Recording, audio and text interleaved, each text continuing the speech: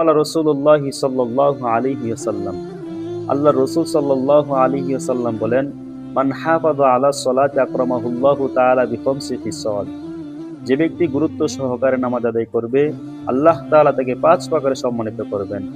প্রথম প্রকারের সম্মান হলো ইয়ারফাউ আনহু দিকাল আইশি, আল্লাহ পাক রব্বুল আলামিন নামাজি ব্যক্তির দুনিয়ার রুজি রোজগার ও জীবনের সংকীর্ণতা দূর করে দিবেন।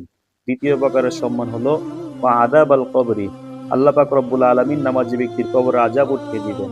তৃতীয় প্রকারের সম্মান হলো ওয়া ইউতিহিল্লাহু কিতাবাহু বিয়ামিনিহি, আল্লাহ পাক রব্বুল আলামিন কিয়ামতের দিন নামাজি ব্যক্তির ডান হাতে আমলনামা দিবেন। চতুর্থ প্রকারের সম্মান হলো ওয়া ইয়ামুররু আলা সিরাতি কাল বারকি, আল্লাহ পাক রব্বুল আলামিন নামাজি ব্যক্তিকে বিদ্যুতের গতিতে ফুলসিরাত পার করে দিবেন।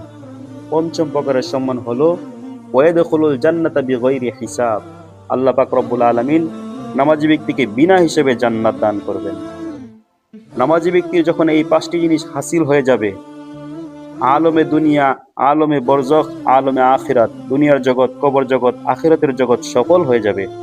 লা খাউফুন আলাইহিম ওয়ালা হুম ইয়াহজানুন, নামাজি ব্যক্তির কোনো ভয় থাকবে না, কোনো দুশ্চিন্তা থাকবে না, কোনো পেরেশানি নামাজি ব্যক্তিকে স্পর্শ করবে না।